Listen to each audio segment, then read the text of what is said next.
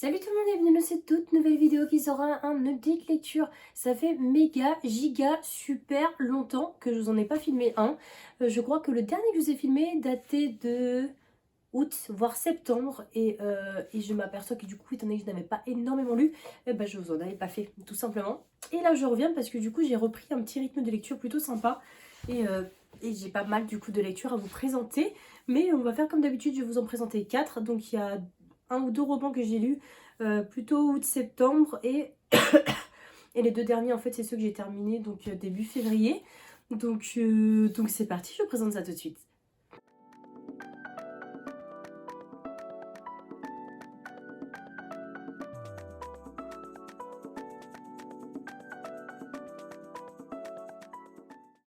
Étant donné que j'ai fait le tri dans ma bibliothèque et que du coup j'ai dû supprimer une bibliothèque, tous les livres que j'ai lus sont sous mon lit. Donc autant vous dire que je ne vais pas aller rechercher les livres que j'ai lus au mois d'août. Mais je vous mettrai une photo là ou là, que sais-je, pour vous les présenter. Le premier étant un thriller, donc un service de presse que j'avais reçu de la maison d'édition Hugo Thriller, qui s'appelle Les Passagers, qui est écrit par John Mars. Ici, alors j'ai eu énormément du mal à expliquer le roman à mon copain. Alors si vous comprenez pas, c'est normal, je vous invite à voir directement le résumé. Mais en gros ici on est dans un monde où les voitures du coup prennent le contrôle. C'est-à-dire qu'elles sont vraiment en autonomie totale. On suit un petit peu l'approche d'un nouveau système, je crois que ça se passe à Londres. On suit vraiment l'approche d'un pays qui met en place des voitures beaucoup plus autonomes, notamment pour éviter les accidents, et pour éviter que des dangers, que des personnes en fait saoules ou autres prennent le volant tout simplement. Mais malheureusement ça va très mal se passer étant donné que 8 personnes, du coup qu'on va suivre chacun avec un point de vue différent, et bien du coup vont être tout simplement victimes de cette autonomie, étant donné qu'un hacker va hacker 8 voitures et va faire en sorte que ces 8 voitures se foncent dedans pour pouvoir montrer que c'est lui qui dirige et que l'informatique n'est pas sûre à 100% malgré ce qu'on peut penser, ou du moins malgré ce que les créateurs de ce phénomène d'autonomie de voiture peuvent penser. Donc on a vraiment les 8 points de vue, on n'a pas du tout le point de vue du hacker, mais par contre on a le point de vue d'un comité qui se rassemble en cas d'accident, qui peut toujours arriver. En fait c'est ce comité qui tranche si c'est à cause de l'humain ou si c'est à cause de la voiture tout simplement. Autant vous dire que c'est souvent à cause de la voiture, enfin à cause de l'humain et non pas de la voiture. C'est ça, il y a un côté très il y a un côté dedans où il n'y a pas trop, on va dire, de démocratie, voyez-vous. C'est-à-dire que la voiture a toujours raison et l'humain a toujours tort parce qu'il fait toujours des mauvais choix dans la vie. Donc bref, on a les 8 personnages qui vont se retrouver coincés dans une voiture. Le hacker va leur dire, il vous reste 2 heures ou 2-3 heures à vivre. Et en gros, il va exposer du coup des secrets de chaque personne. Et ce qui fait que l'histoire est rendue encore plus sympa. Oh putain, je crache, c'est affreux, excusez-moi. L'histoire est rendue encore plus sympa étant donné que chaque personne, donc par exemple vous et moi, vous allez regarder directement à la télé ce qui se passe. Parce que c'est un événement qui est mondial. On est vraiment, imaginez vraiment dans un monde ou du moins dans un temps très proche où tout le monde est accro à internet. Donc c'est à dire que ce qui se passe dans les voitures est directement relié sur internet. Donc forcément il y a beaucoup plus d'impact. Et en plus de ça, donc des personnes vont voter pour savoir qui va être le grand survivant, on va dire. Donc voilà, celui qui rétablit le meilleur, celui qui a le plus de votes, tout simplement va vivre à la fin du roman. C'est assez bizarre comme roman, je vous l'accorde, mais pour le coup j'ai beaucoup aimé ma lecture. C'était un roman qui était très bien mis en avant au niveau de l'alerte sur tout ce qui est technologie, ce genre de choses, et j'ai beaucoup apprécié. Alors on peut penser comme ça qu'il y a énormément de personnages, et il y en a beaucoup. On suit quand même 8 personnages plus le comité, mais mine de rien je trouve que la structure du livre fait que c'est très bien écrit, on n'est pas du tout perdu tout le long du roman. J'ai pas trouvé qu'il y ait énormément de longueur, mais ce qui a le plus fait chavirer mon cœur dans ce roman, on va dire, c'est un thriller où il y a énormément de retournements de situation, les secrets qui tombent un à un sur les personnages. On est là en mode mais c'est pas possible et tout, genre c'est pas possible. Lui c'est sûr il meurt à la fin du roman parce que personne va voter pour lui. Et plus on avance dans le roman et plus on se dit en fait il n'y en a aucun qui va survivre très clairement. Et c'est ce que j'ai aimé dans cette histoire. Alors la fin pour moi ne m'a pas énormément plu. Je trouve que c'est pas une fin qui est très claire pour moi. Mais je vous en dis pas plus parce que je vous invite à découvrir le roman et venir échanger avec moi si jamais vous l'avez lu. Quoi qu'il arrive, ce roman, je l'ai beaucoup apprécié quand même. N'hésitez pas à le lire également, surtout si vous aimez les retournements de situation, les rebondissements. Je pense que ça peut totalement vous plaire. Ensuite, je parle d'un roman où il y a aussi pas mal de rebondissements, mais c'est pas du tout le même délire, puisque je vous parlais d'une petite romance un peu, enfin une petite romance, une grosse romance vraiment dramatique qui s'appelle du coup The Hair is Brief, et là on est sur le tome 1 de la saga The Element, et je crois que c'est Brittany Sitcheri qui l'a écrit, donc pareil, je n'ai pas le roman sur moi. Ici on va suivre deux personnages, je ne sais plus du tout comment ils s'appellent, je crois que lui s'appelle Tristan et elle, j'en ai plus aucune idée. Mais bref, on a les deux personnages qui sont tout simplement en deuil.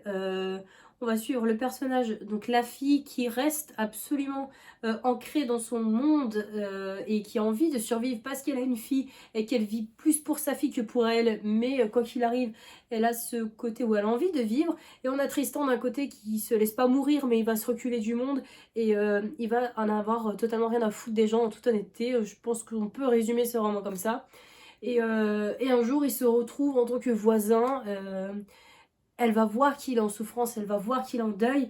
Et elle veut l'aider en fait. Elle veut l'aider, elle se dit que, bah merde quoi, ils ont déjà perdu quelqu'un et ils ont pas... Ils ont déjà perdu quelqu'un. Elle n'a pas envie du coup que d'autres personnes se laissent mourir. Donc il y a ce côté où elle essaye de se reconstruire et elle veut le reconstruire, mais il n'a pas envie d'être reconstruit. Vous voyez ce genre de choses. Donc ça peut paraître un peu en mode enemies to lover, mais d'un côté ils sont pas vraiment ennemis, mais c'est juste qu'il y a un côté où ils vont pas dans le même sens, ils ont pas la même vision des choses. Et c'est ce qui fait au bout d'un moment que du coup il y a un côté très chaotique à ce roman, il y a un côté très fort, on parle de deuil, c'est très très beau à lire. J'ai pas versé ma larme, mais je pense que certains l'ont fait et je peux comprendre parce que c'est un roman qui est très très bouleversant, c'est un roman qui est très très bien écrit et c'est vrai que c'est pas le premier roman que je lis de Brittany Sitcheri et pour le coup j'apprécie énormément sa plume, j'apprécie le fait qu'elle parle des sujets qui peuvent sembler pas forcément tabous mais très très difficiles à expliquer en roman, très difficile à aborder. Elle le fait avec une plume juste extraordinaire, donc voilà, je sais que c'est une saga en 4 tomes et ma toux ne s'est toujours pas rétablie. Et voilà, j'espère en tout cas que les 3 prochains vont être aussi bien. J'ai le tome 2 qu'une amie m'a prêté, donc je compte le lire prochainement. Mais c'est vrai que j'ai beaucoup de Brittany Sitcheri dans ma pile à lire et j'aimerais bien les liquider parce qu'ils ne sont pas du tout à moi. Et d'un côté, j'ai envie de les lire parce que du coup, ça me tente énormément. Donc foncez pour cette saga si jamais ça vous tente, du moins le premier tome. Et si vous aimez pas, vous savez que vous pouvez vous arrêter là parce qu'on ne suit pas du tout les mêmes personnages, donc c'est pas bien grave. Ensuite, on va aborder un autre sujet un petit peu plus... pas ouf. Du coup, il s'agit du Voyage de Théo de Catherine Clément que j'ai terminé début février. J'ai commencé, je crois, fin décembre ce roman. Autant vous dire que j'ai mis une éternité à le lire. C'était intéressant et à la fois c'était un enfer. Vous voyez ce que je veux dire? Pour vous expliquer, je vous en avais parlé, il faisait partie de ma pile à lire de cet hiver. Ça faisait tellement longtemps que je l'avais que je voulais absolument le lire. Et ça me tentait énormément puisqu'on parle d'un jeune enfant. Enfin, un jeune enfant. Je pensais que c'était un jeune enfant, on va dire, mais c'est un jeune adolescent, quoi. Il a 14-15 ans. Et cet enfant, cet adolescent, j'ai du mal. Cet adolescent, en fait, tombe malade du jour au lendemain. Personne ne sait ce qu'il a. Les médecins non plus n'ont jamais vu ça. On sait juste que c'est incurable. Voilà, ça met directement l'ambiance pour ce roman. Et ses parents ne savent pas quoi faire. Et ils ont un peu le cul entre deux chaises. Et sa tante, qui est une personne très dynamique, et une personne qui voyage énormément, décide de l'emmener faire le tour du monde des religions, tout simplement. Et c'est parti pour le road trip avec notre cher Théo, tout simplement. Faut que j'arrête de dire tout simplement parce que c'est super chiant. Donc c'est parti pour le tour du monde avec notre chère tante qui s'appelle tante Marthe, je crois, ou je sais plus, et Théo. Et franchement, le début, très prometteur. J'aime énormément. On voyage beaucoup, on visite énormément de choses culturelles et religieuses. Ça m'a pas dérangée parce que je suis pas quelqu'un qui est croyante et je suis pas quelqu'un qui... Ben désolée pour ceux qui sont religieux autres, mais je suis pas quelqu'un qui m'intéresse énormément à la religion. Et pour le coup, ce roman, bah, autant vous dire que là, j'ai pas plongé un pied, mais j'ai plongé tout mon corps dans la religion. Et c'était super intéressant parce que du coup, vu que j'ai pas d'a priori sur les religions ou autres, et bien pour le coup, j'ai pu, avec mon ouverture d'esprit, apprendre énormément de choses et accepter en fait la religion de chacun, découvrir à travers ce roman quelque chose qui était super enrichissant et super intéressant. Et ça c'est pour la partie religion. Alors pour les personnes qui veulent faire un voyage autour du monde et un road trip pour visiter tous les trucs typiques à voir, passez votre chemin parce qu'on a vraiment énormément de longueur de descriptions sur les religions. On a beaucoup de répétitions et au bout d'un moment, je pense que c'est ça qui a fait que le roman, je l'ai lu en 1 mois et demi au lieu de le lire, on va dire, peut-être en 15 jours, 3 semaines, on va dire. Donc je pense que ça a joué énormément sur ma lecture. Ça a joué aussi sur mon moral parce qu'au bout d'un moment, ça me tannait en fait de voir que je lisais 2 heures et que je lisais que 50 pages. Je me suis dit, mais c'est un délire ou quoi? J'arrive pas à avancer dans ce roman. Et en fait, moi, j'avançais à mon rythme, mais je pense que ma compréhension faisait que il y a tellement de descriptions qu'on lâche prise au bout d'un moment sur le roman. Et voilà, quoi d'autre sur ce roman? Alors, au premier abord, je pensais que la tante était quelqu'un de très ouvert. Elle connaît tellement de monde à travers le monde qu'en fait, pour moi, c'était vraiment quelqu'un qui avait une ouverture d'esprit super impressionnante et qui fait que du coup, elle avait aucun jugement sur les religions et sur chaque personnage. Et plus j'avance dans le livre, plus je trouve que, pareil, Théo était super intéressant, super intrigué sur les religions, et à la fin, le mec, il devient super insolent. T'as 15 ans, calme-toi, tu parles à des personnes qui ont le triple de ton âge, voire plus. Il était super insolent.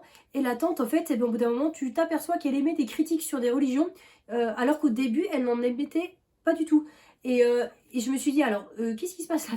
Il y a eu vraiment une période où, du jour au lendemain, bon, je vais vous dire c'est quel pays. En fait, à partir du moment où on arrive au Japon, il y a eu énormément de critiques, énormément d'a priori, de préjugés sur telle religion, sur la façon dont sont les personnages là-bas, et ça m'a énormément détesté, enfin ça m'a fait détester en fait cette partie-là du roman et surtout les personnages. À partir du moment où je décroche sur les personnages, c'est mort, le livre pour moi il est terminé. Et voilà, je le lisais parce que je voulais en savoir un petit peu plus sur les religions dans certains pays. Ça m'a beaucoup intéressée, attention. Je pense que si vous lisez juste pour les religions et pour en apprendre un peu plus, c'est parfait. Mais par contre, pour les personnages à la fin, non, c'était trop. Ils m'ont agacé. Ils m'ont trop agacé. J'ai pas pu me mettre à la place. J'avais même pas d'empathie pour le gamin, pour vous dire, alors qu'il était malade, attention. Mais non, j'avais juste envie, c'est quoi, vas-y, fais ta vie, critique les gens et meurs à la fin du livre parce que franchement, t'es relou, gros. Et voilà, c'est triste d'en arriver là. Mais du coup, c'est ce que j'ai ressenti énormément sur ce roman. Alors que j'en attendais énormément. Et voilà, j'étais un peu déçue. Il y avait beaucoup trop de longueur. Et tant pis pour moi. Allez, je vais pas péter l'ambiance non plus, on va terminer sur une très bonne lecture. Je vais vous parler du coup du tome 3 de la légende des 4. Alors je vous en parle pas énormément, hein, parce que c'est un tome 3, donc j'ai pas envie de vous spoiler. Si jamais vous avez envie de lire cette saga, et lisez cette saga. On est tout simplement ici sur un conflit entre humain et animal. Donc les animaux ici sont appelés les yokai. Donc les yokai, c'est un animal qui peut se transformer en humain et vice versa. Nous avons 4 clans, le clan des tigres, le clan des loups, le clan des aigles et le clan des serpents. Dans ce tome 3, nous allons suivre du coup le clan des serpents avec notre cher personnage qui s'appelle Van. Et c'est le... J'ai fortement du mal. Et c'est le personnage qui était le plus intrigant depuis le début de la saga. Quelqu'un de très froid, qui ressemble énormément du coup à ce côté animal ou très solitaire, très tout ce que vous voulez, mais pas du tout empathique ou quoi que ce soit. Et du coup, j'ai adoré suivre ce tome qui annonce un autre tourment à la saga, vu que là c'est le 3e tome, il n'y en a que 4, après ça se termine. Mais pour le coup, j'ai énormément apprécié. Dans ce tome 3, on a la guerre qui commence. On a des rebondissements, on a une légère romance, mais c'est super mignon à suivre. Et voilà, quoi, on découvre encore plus le personnage de Van, ce qu'il ressent au plus profond de lui. Et mine de rien, et ben c'est plutôt cool. Ça fait penser un petit peu dans les romances, vous savez, où vous arrivez à décrypter le bad boy. Et ben là, c'est exactement ça, mais c'est en version beaucoup plus soft. Donc voilà, j'ai adoré du coup ce roman. J'ai hâte de lire le tome 4 et de clôturer cette saga parce que mine de rien, ça c'est super vite. C'est écrit gros comme as. Donc vous pouvez y aller. Et voilà quoi, pour une saga tranquille, pour une saga pour les jeunes qui veulent commencer, on va dire, à lire des petits trucs un peu fantastiques et tout. Je pense que ça peut le faire, mais en tout cas, moi j'ai totalement kiffé. Et voilà du coup pour cette vidéo, c'est à présent terminé. J'espère que je pourrai vous refaire des updates lecture plus fréquemment, on va dire. Là, normalement, je suis à jour. Bon, j'ai terminé des autres romans. Et donc voilà, après, il y aura un vlog lecture de mes 3 pires lectures de ma pile à lire que je vais vous faire. Donc, je vais pas vous refaire un autre des lectures pour cela. Vous regarderez le vlog et si vous le regardez pas, ben franchement, vu ce que je lis en ce moment, vous avez rien à perdre parce que ce sont toutes des lectures de merde. Donc c'est pas bien grave. On se dit du coup à la semaine prochaine, bien évidemment, pour une toute nouvelle vidéo. Je vous souhaite de passer un très bon week-end, de faire de très bonnes lectures. Et n'hésitez pas à laisser un petit commentaire et un j'aime. Ciao!